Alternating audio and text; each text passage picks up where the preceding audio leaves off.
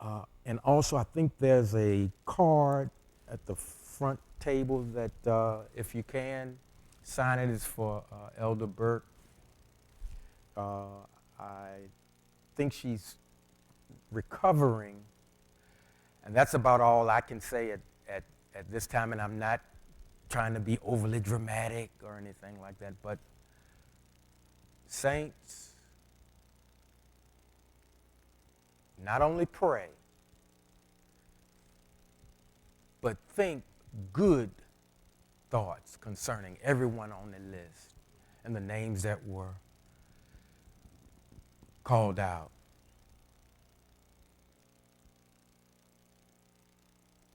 Because he reads even our thoughts.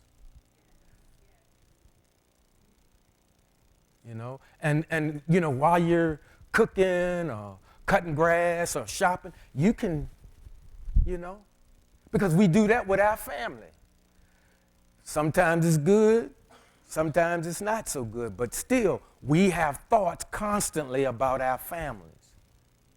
Well, enlarge your family and include those on the road to recovery. Okay. Now, we'll do a quick review, but I'm not rushing through this thing because this thing with Joseph and this thing that occurred between he and his brothers, you know, I'll start again. Everything that the Most High gives to us, some stuff we might. Again, I don't want to say anything as if I am not an absolute authority on anything.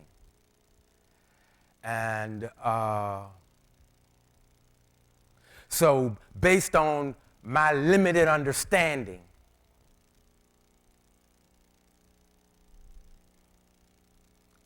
I would merely suggest to you that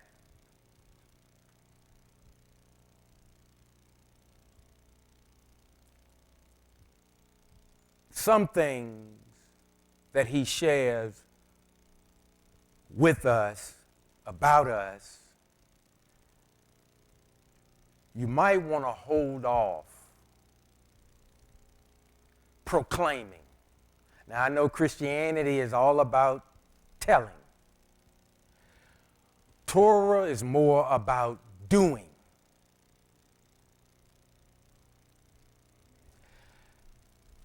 And I'm not trying to start a war. I have no desire.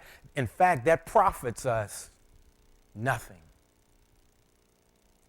But I'm hoping we'll begin to see some things. In 43, of course, Joseph has, his brothers have come to buy some crops or corn or whatever. And he began to ask some questions, and his brothers, he asked a few questions, and his brothers began to just share the whole thing. Hey, do you have a father? And sometimes, saints, you know, I was saying, and I wasn't being unkind when I said it, but I said sometimes people of the Most High, sometimes we do divulge too much information. And I'm not saying this to be disingenuous or slick or try to be manipulative. I'm not saying that. Yes, you know, with a pure heart, receive people purely. But be careful how much you divulge. In fact, I'm sure most of us that are of a certain age, your parents kind of, you know, they instructed you, of course, be cordial, of course, be respectful. But watch what type of questions sometimes people ask. Because some people will ask you anything. But you have to remember this. Listen, if somebody asks you something that's personal about your life, that's up to you to answer.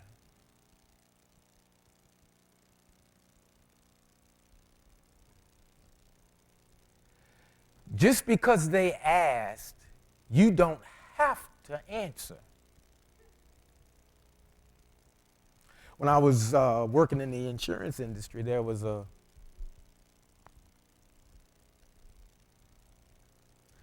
an individual that was very inquisitive. And, as long as if it was insurance related, of course I would answer. But when it got to personal stuff, I would just respond, hey, that's personal. That has nothing to do with why we're here.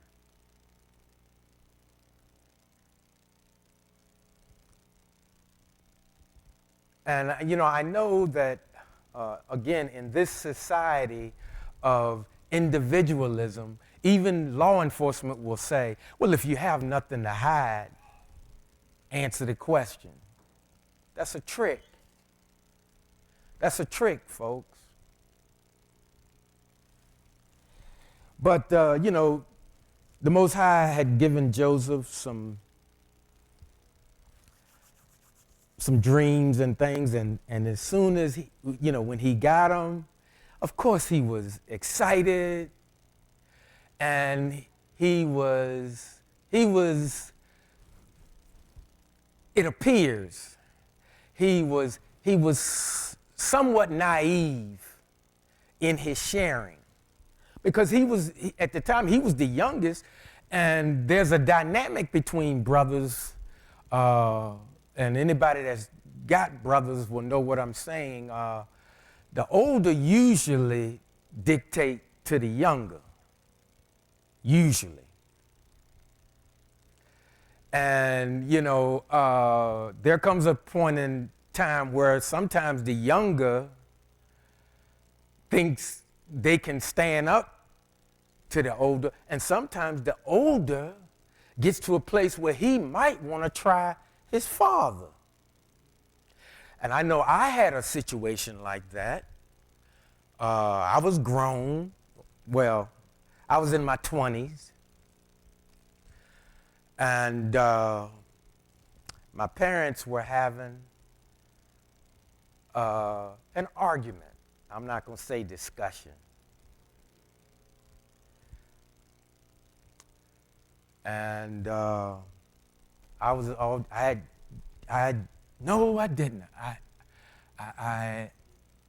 had showered, and I'm coming downstairs in their house. Now that was their house. That wasn't my house. And my mother was upset. And I didn't like that. Now, I had a towel on, but that's all I had on, towel and some. And so, I'm going to have some words for my dad because my mom was upset. Now, first of all, that's none of my business. That was between two married folk. But hey, I had graduated college. I had a shirt and tie job. And I was the cat's meow on my job.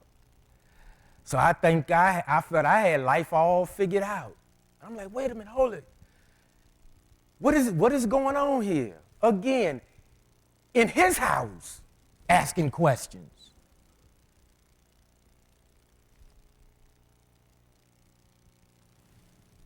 Well, needless to say, I got choked out.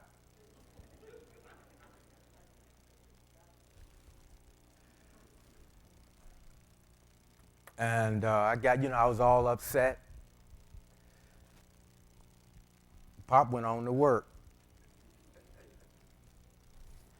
And my feelings was hurt. My pride was hurt. Didn't take long. Wasn't a whole lot of, we weren't throwing hands. I'm glad we weren't. But we got the tussling in there. And so, I got myself together and went on to work. And I felt about this big. Because that's the first time I had ever come at my dad like that, This is still family dynamics, folks.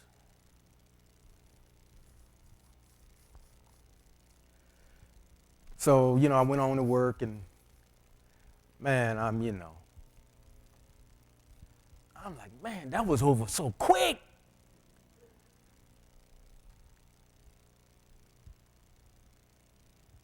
And so I called him. In fact, I had to go in one of these other rooms because my desk was in a big open office, and it had desks all over everywhere, different departments. And I went in one of the conference rooms, small conference rooms where you could go and study, and I called him, and I called him to apologize. And he said he was sorry too, but I was crying, I'm like, man, you big time executive,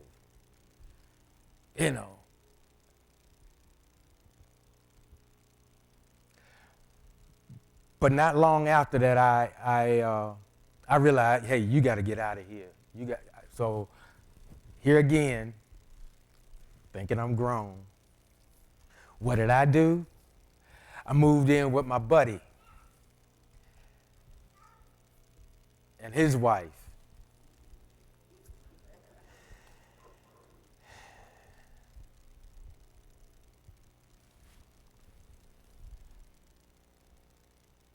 And I remember when I had come back and Pop was like, well,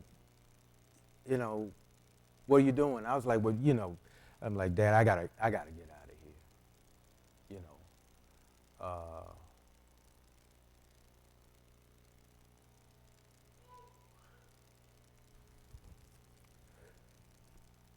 I mean, he wasn't putting me out,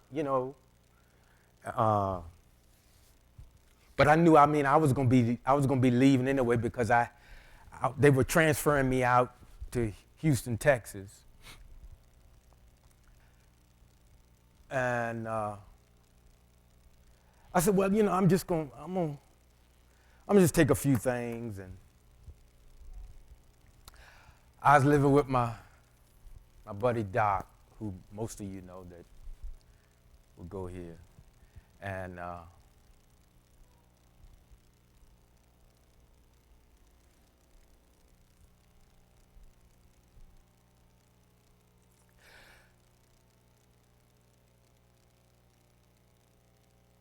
when you make a major misstep sometime in life,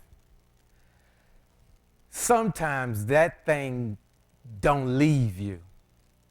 And I was sorrowful for that. But I began to realize even then, even though it's family, sometimes it's not your place to interject. And particularly, and see, there's always an order. Again, there's always an order. Always an order, saints. In families,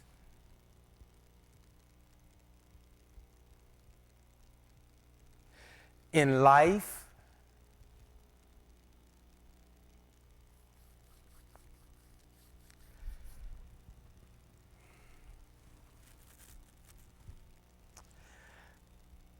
so the dreams that Joseph had, he would share it with his brothers, and it irritated them. Plus, they were irritated because Joseph appeared to be their father's favorite. And, you know, a lot of times, again now, these are things that, you know, the Most High is giving him these dreams and these visions and these things, and it's like, hey man, sometimes, saints, if we don't receive the favor properly, we make a misstep. And sometimes in giving what we call in Christendom a testimony, we might end up alienating some people. I'm still staying within the framework of family dynamic.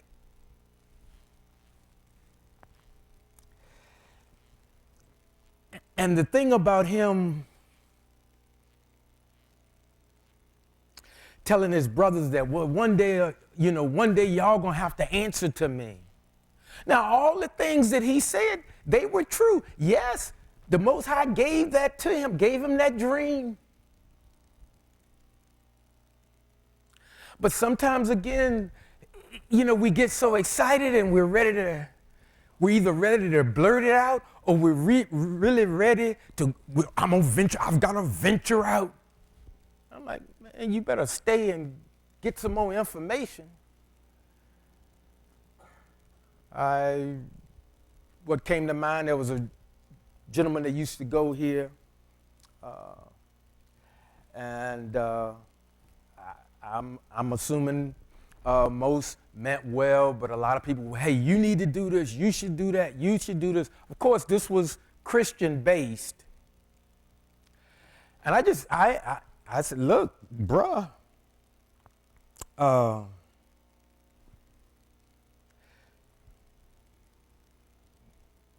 do as you're led, but let me ask you something. You're venturing out. What are you bringing that's different from what's already in existence? If you're bringing just more of the same,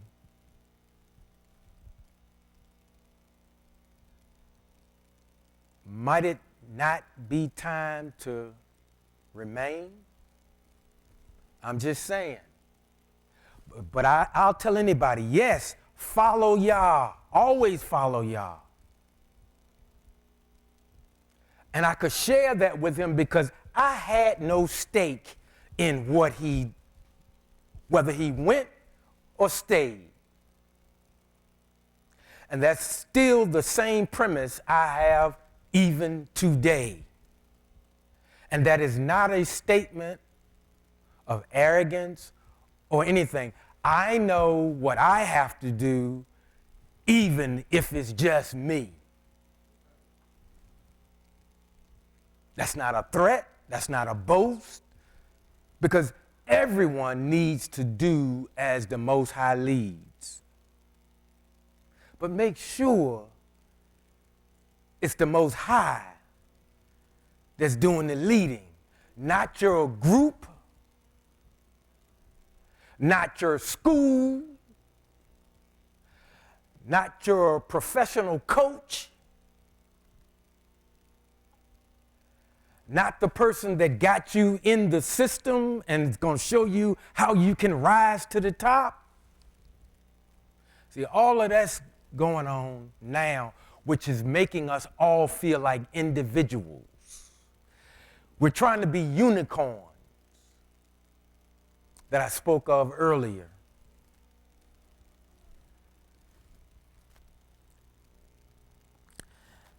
And so to make a long story short,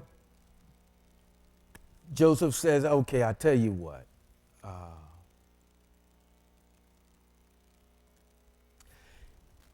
You go back and you bring the younger one with you. And then we can maybe do some business. Because I remember in earlier verses, it said that, everybody was bringing everything to Joseph, and he was over everything. And it didn't say he gave, he sold. They began to transact. Now, some of us would say, well, in the Bible, it should have said he should have just gave this stuff to the people. I've been in seminars, business seminars and things, and the people that were putting the thing on had some information, and invariably someone would stand up and they would think what they're saying is profound. They would say, this information is great. You should just give it to everybody. And the people that are usually putting on that sort of thing, they let them say what they have to say, and they just smile and they just go on with the meeting. Folks, particularly in a capitalistic society, it's been proven that people rarely value what you give them. We had a and again, this is just an example. I used to do a finance class, and I had copied all of these manuals and had a lot of step-by-step stuff, and I mean, that was a lot of work. And it was back there in the fellowship hall. And I mean, the notebooks, they were too thick. I don't blame you. I wouldn't have read them either, but they were too thick. But the information was good in them. And I wasn't selling them. But it was something that could show you a way to get out of debt quicker than just every month get your check, pay your bills. And I was so excited, and I got them all copied, and only thing I asked them to do was just sign that you got a manual, and they didn't have to take it. In fact, whenever I give something away, I tell people, you're not gonna hurt my feelings if you don't take it. But if you do take it, I'm thinking you're gonna use it.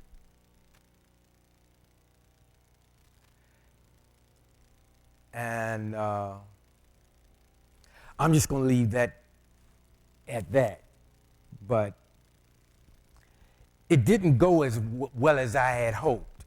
Now, that didn't stop me, but when I hear that sometimes people usually value what they had to do something to get it. And so when I read that thing about Joseph transacting, he didn't cheat anybody, but he didn't just give away the corn. He didn't give away the harvest. In fact, when the brothers came back, some of the people, to get something to eat, they gave up some of their land. Now, it was a fair and equitable exchange.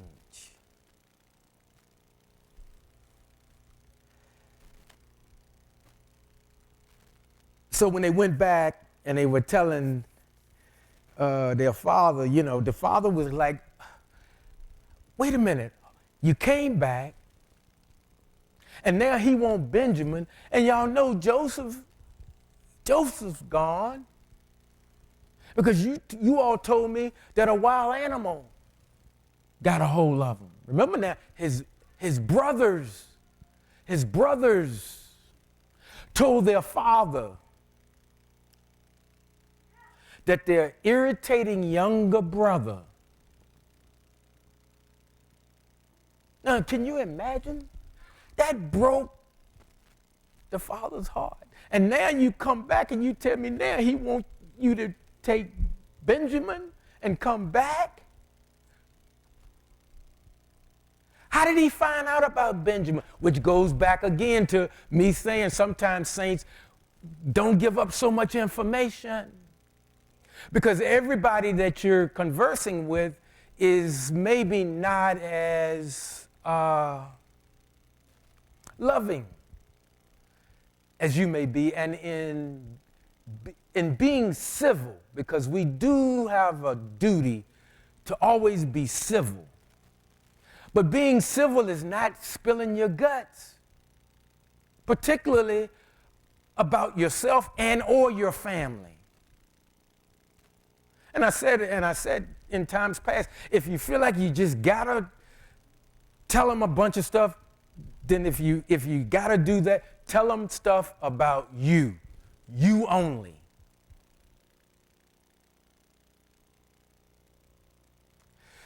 Because we're in a society where people want as much information about you, who's in your household, and they want it because they want to sell you something. They don't necessarily want to give you anything. They want to set up a situation, we call it subscribing or subscription, to where every time you get paid, they get paid. They're doing it through education. They're doing it in churches.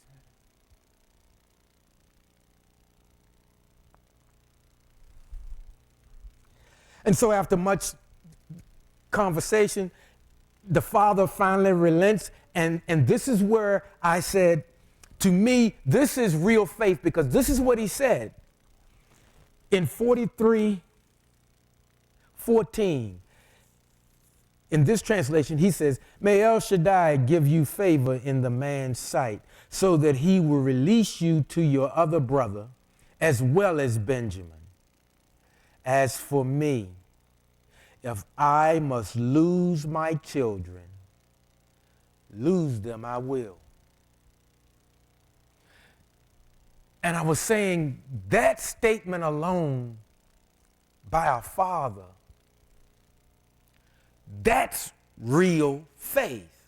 Because he didn't know for sure if Benjamin was coming back.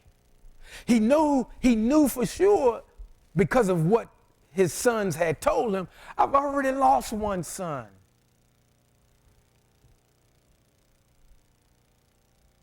And now to get what's needed to keep us all alive, he wants to see Benjamin. For what? How did he even know about Benjamin? Because, Daddy, we talk too much.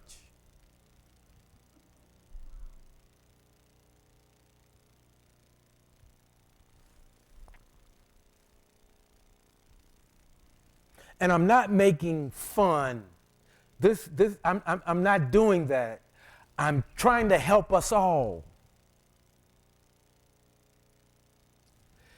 Information is going to be at a premium real soon. And the less they know about you and yours, the better.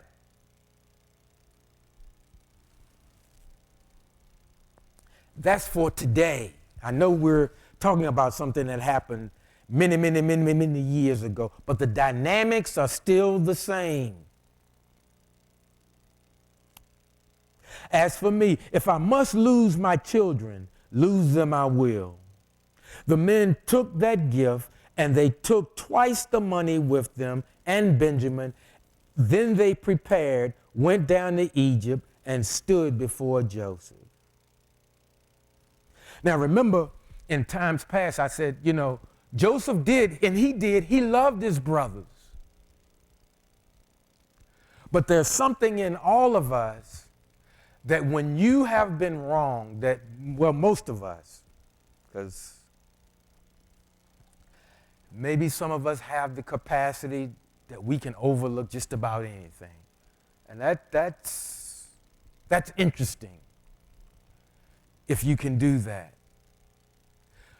But Joseph remembered what happened to him.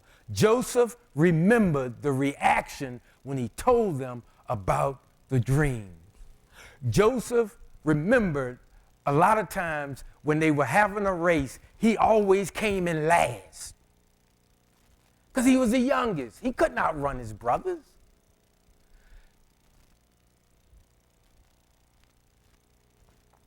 So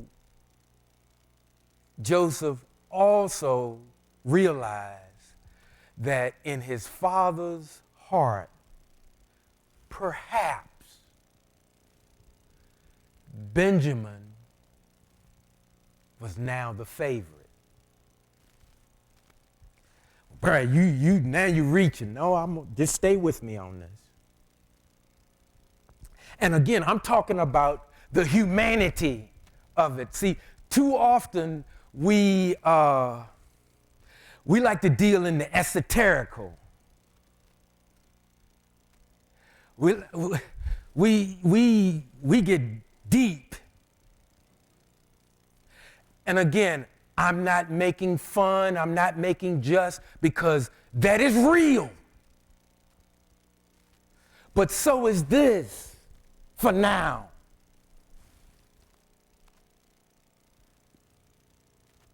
Which is why we can't see our emotions, but we experience our emotions. And when we make decisions based on how we're feeling, oftentimes it's not the best decision. So Joseph got emotional thinking about the past. And again, I'm still dealing with family dynamics. And remember now, the Most High gave him visions, the Most High gave him dreams. And sometimes, saints, we think, I know I heard from God. Not going to argue with you about that. Didn't say you didn't. And sometimes the Shekinah comes down, and I mean, it's beautiful, it's wonderful, but eventually, saints, we all return to ourselves. It lifts.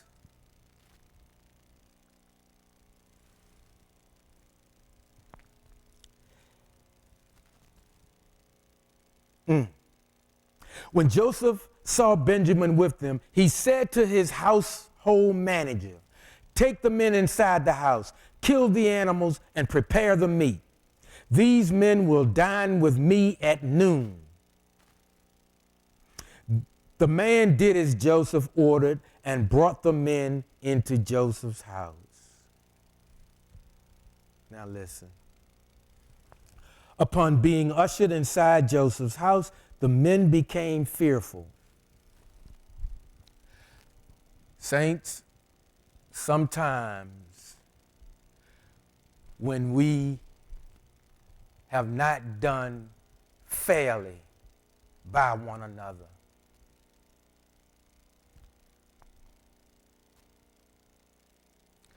we still remember.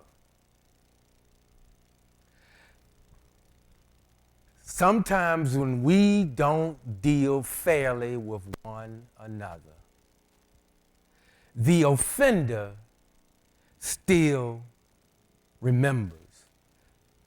We think usually the offended remembers. The offender remembers too. If we're being honest with ourselves about ourselves.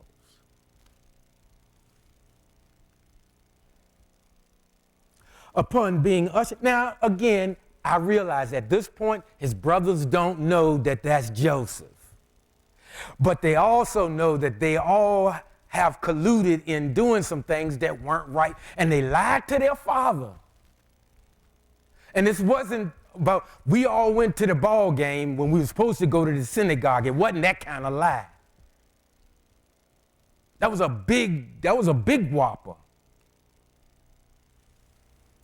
Because it brought their father so much pain. But they were so irritated again, they gave over to the emotions of being irritated.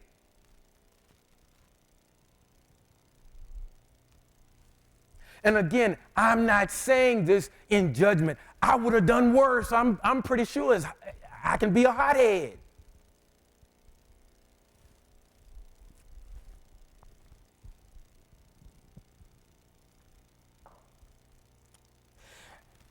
Upon entering inside Joseph's house, the men became fearful. They said, it's because of the money that was returned in our packs the first time that we have been brought inside, so that he can use it as an excuse to attack us, take us as slaves, and seize our donkeys too.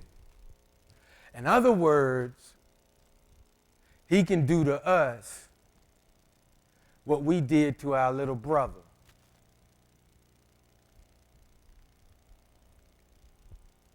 Barry, were they thinking that right there? No, I'm not saying they were thinking that right then and there. But they had taken a part in doing something that wasn't right, so that made them suspicious, because most of us, listen, a liar thinks everybody lies. A cheater thinks everybody cheats. And in sports, some of the coaches would say, if you ain't cheating, you ain't trying. And that don't make it right. A thief, he or she, they think everybody steals. And that's not true. Everybody doesn't steal. Everybody doesn't cheat. Everybody doesn't lie to that degree.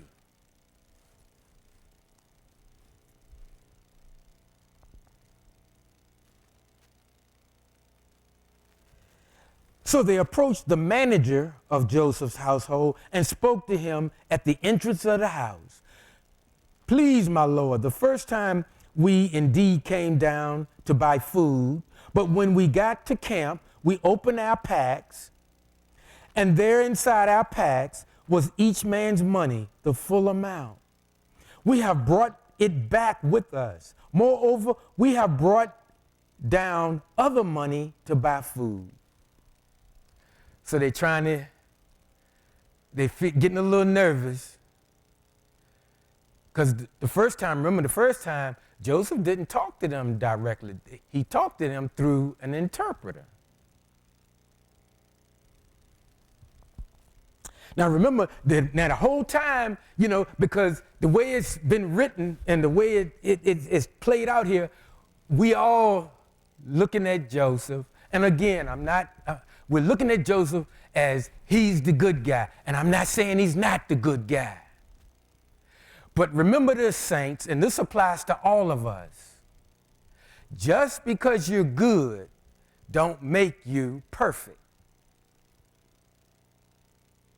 And if we keep that in mind, that might be what we need to keep us sometimes from going out before we're ready. What is it? Some are called, some are sent, but most just went. And that's the truth. And I'm talking about family dynamics still.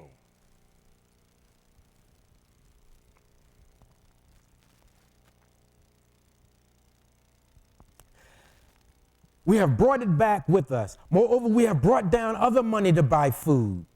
We have no idea who put the money in our packs. So the manager says, stop worrying, he replied. Don't be afraid. Your God and the God of your father put treasure in your packs. As for your money, I was the one who received it. Then he brought Simeon out to them. Now, Simeon was the one that was being held until Benjamin came back. The man brought the men into Joseph's house and gave them water, and they washed their feet, and he provided fodder for their donkeys. Then they got their gift ready for Joseph's arrival at noon, for they had heard that they were going to eat a meal there. When Joseph arrived home, they went into the house and presented him with the gift they had brought with them, then prostrated themselves before him on the ground. That's one of the visions. That's one of the things.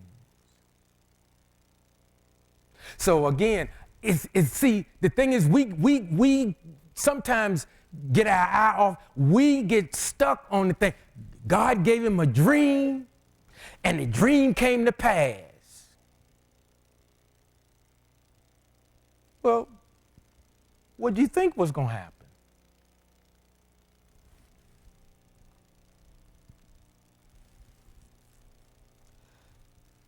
And that's where most of us stop.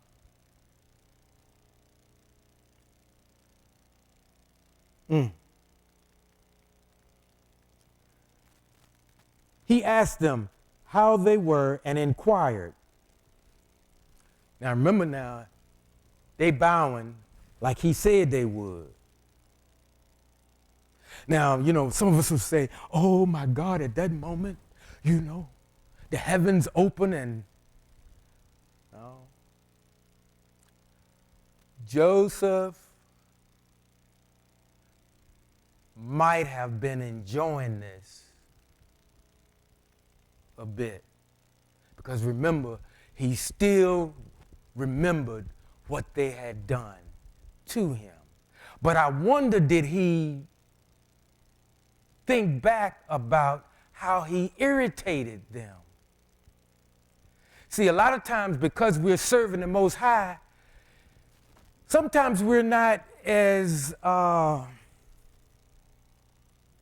mindful of what we say or what we ask.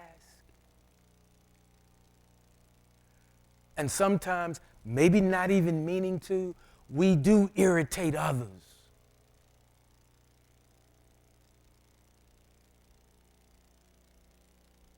And we think because I'm a good person and I follow the Most High, it's almost like I can't do or say anything wrong. And sometimes we can miss it.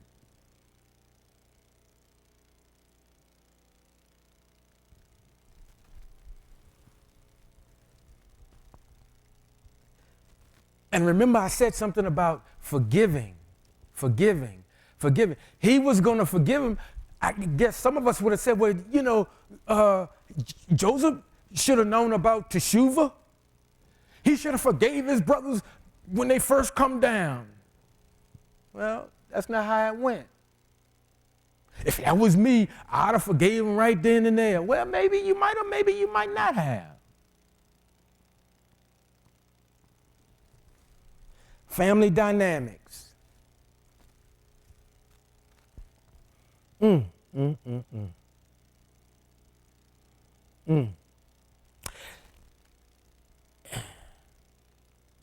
then he inquired, is your father well, the old man of whom you spoke? Is he still alive? They answered, your servant, our father, is well. Yes, he is still alive. And they bowed in respect. So they bowing again. Now the vision just said one time, but here they double dipping. And they bowed in respect. He looked up and saw Benjamin, his brother, his mother's son, and said, is this your youngest brother of whom you spoke of to me? And added, may God be good to you, my son.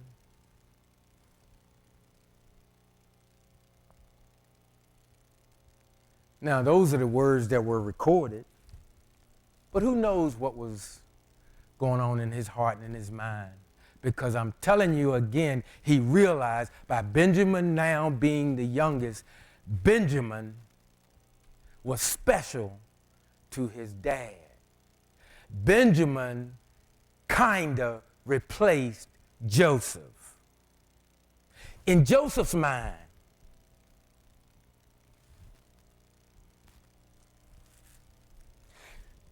still a human being, even though he received visions from the Most High. This whole thing, this turn of events, the way they happened was because Joseph was still being emotional about what had happened to him and what was happening now. In other words, he was still being a human being. That's what I'm getting at. A human being still wanting to serve the Most High, but a human being nonetheless.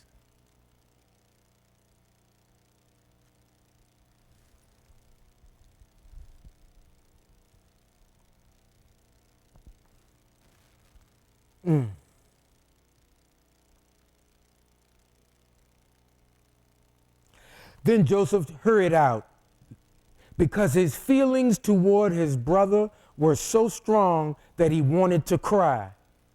He went into his bedroom and there he wept. Then he washed his face, came out, but he controlled himself. So again, I know a lot of times people think, Barry, I just think you ought to be a robot and don't feel nothing. No, that's not what I'm saying. What I'm saying, though, is when you're very emotional, it's not good to make key decisions at that point. Be you angry or be you real happy? In a state of being real happy, you might agree to something that normally if you had just been no, I don't want to drive to California with you. But if you just found out, hey, we got a $10,000 check for you, and Greg, you ride to California with me, man, I got 10 grand, But that's what I'm saying, see? But if you,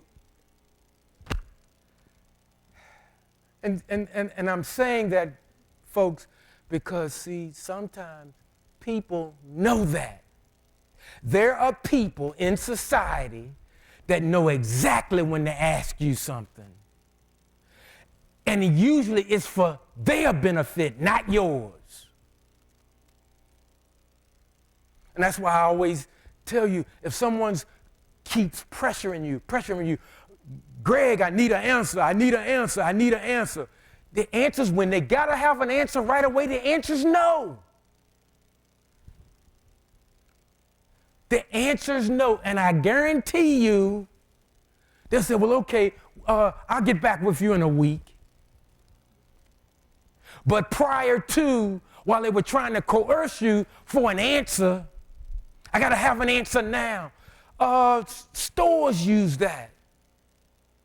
Don't raise your hands. Any of you ever been to these seminars where they're either trying to sell a vacation thing or something, but if you sign today, or even buy a car, well, if you buy today, we're going to do something extra. Wash the windshield.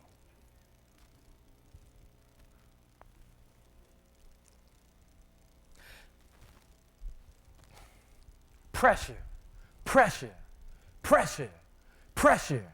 Every time you step out your house. In fact, if they can get you on the phone, they want to get you on the phone. Folks, we are being bombarded with people wanting to get into our finances any way necessary.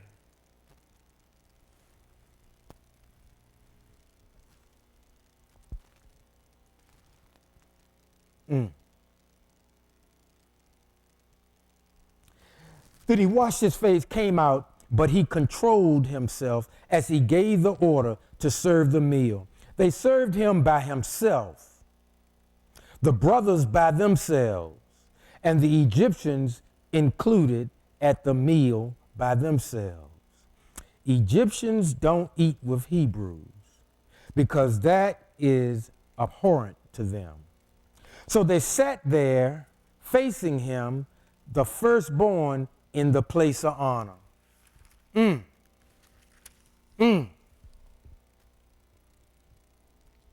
Benjamin. Joseph said, hey, put him over there in the place of honor.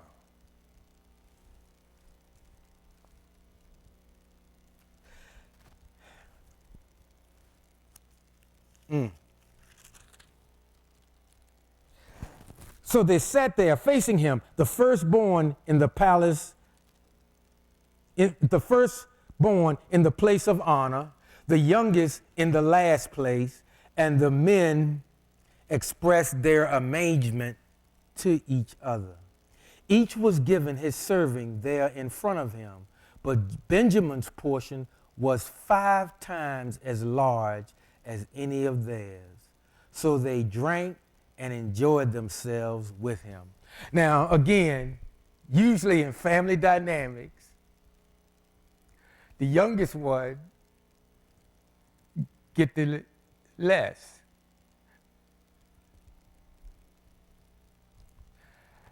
I remember when I was engaged and I went to meet my future father-in-law, and my ex, she has 5 brothers. 5 brothers. And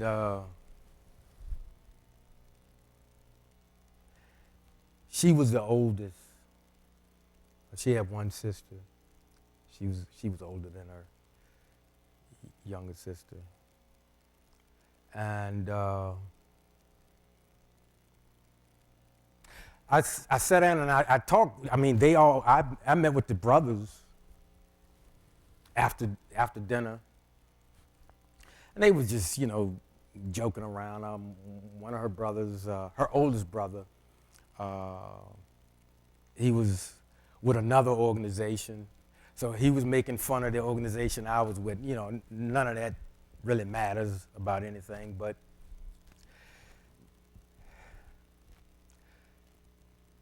they were nice.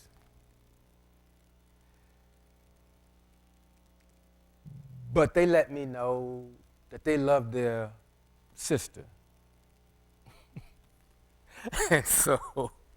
And needless to say, all of them, even the youngest one, was bigger than me. But they, I don't know about today, but they had a very strong family dynamic. And I knew, though, that they felt about her the way I felt about Sherry. So I knew good and well I better act right. And we were, they had a 3-story, I think they call them brownstones in D.C., but the houses are right beside each other. But they're thin, but they're deep. And we were down and we were playing, and she fell and hit her head. We were playing.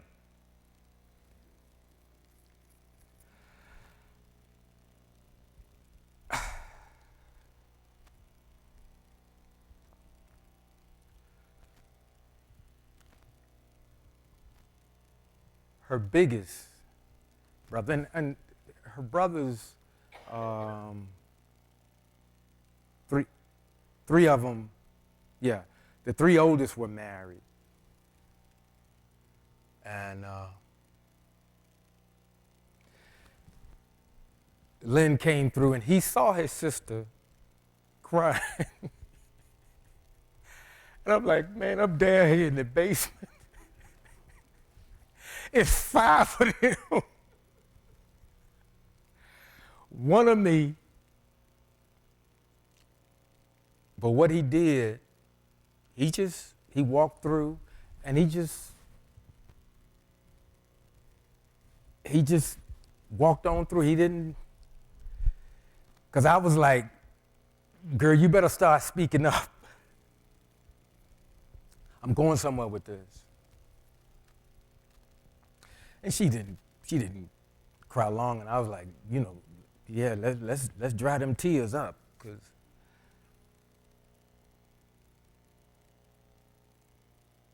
I knew that they had accepted me.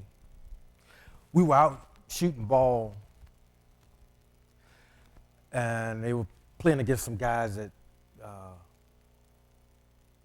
were in the neighborhood. We in D.C., And this dude that was checking me, some guys play real physical.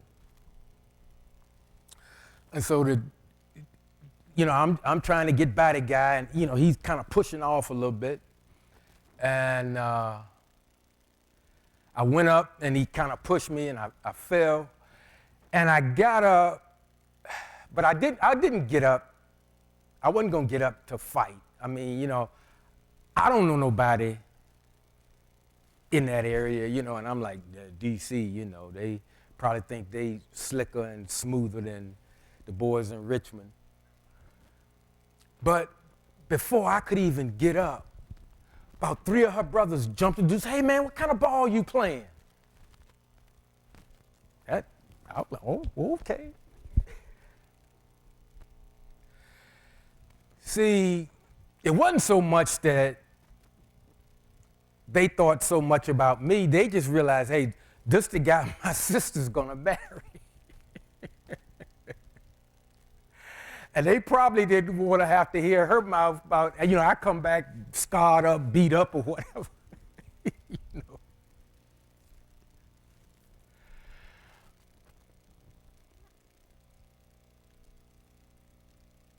Family dynamics, saints, it's vitally important, because sometimes things can go south. And sometimes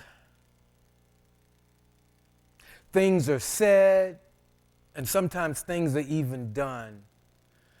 And it's going to take the Most High intervening to make it right for real. Because, see, sometimes we learn to just, we say the right thing. We mouth the right words, but maybe the action don't follow the words. See, sometimes somebody can mouth, I forgive you, but have they really? Or sometimes we can mouth the words, I'm sorry, but are we really? And see, all of this kind of stuff's going on while, Joseph is, golly, Moses, while Joseph is having fun. I'm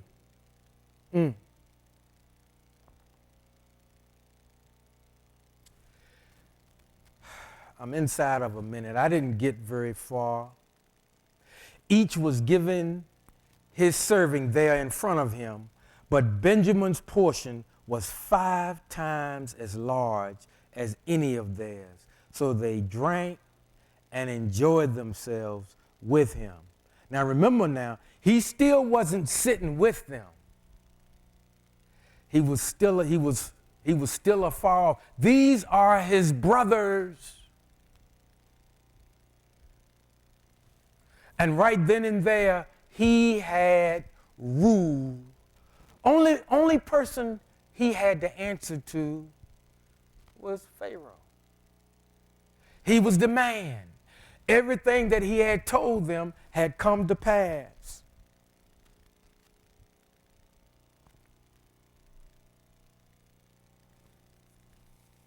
And yet, even though it went through the turn of events that it did, Joseph loved his brothers. And I've said before, as I close, sometimes brothers and sometimes sisters, they might have an argument. They might even fight sometime.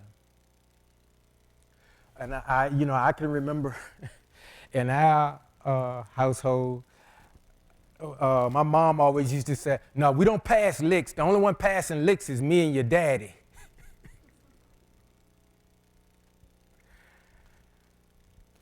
And I'm sure a lot of households were the same. But what I'm trying to convey to you is that even as close as you are to your siblings, to your parents, and you're serving the Most High with all you can, and you're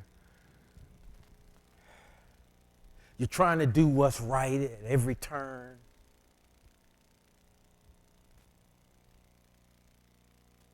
we all still have our moments where at times, even when we know better, our emotions, if we don't get them in check,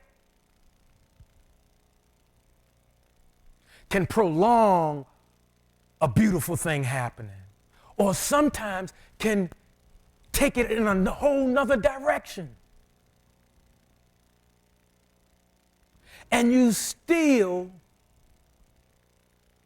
in your heart and mind, believe you're still serving the Most High. That's your intent. It's never been your intent to leave him.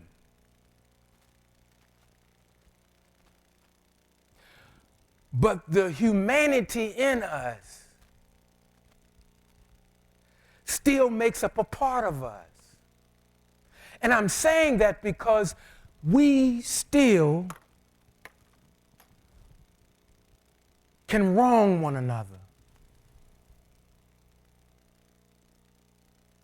But he's given us an avenue where we can reconnect if we desire to.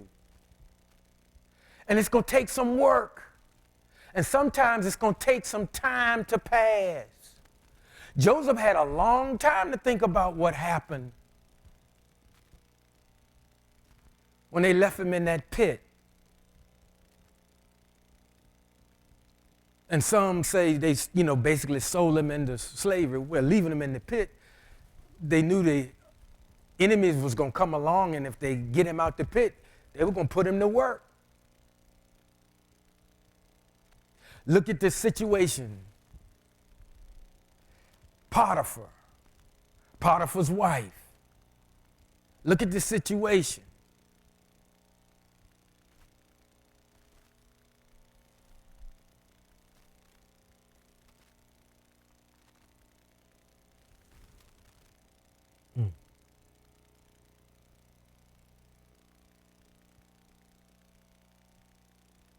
As we lose family members, and I'm talking about your primary family as well as your church family, let us appreciate one another in a greater measure. Because yes, we have Yah, but here we have people that genuinely love you, not for what you can do, not for what you can give, not for how you preach, teach, sing. We're learning to love one another for each other. God bless you.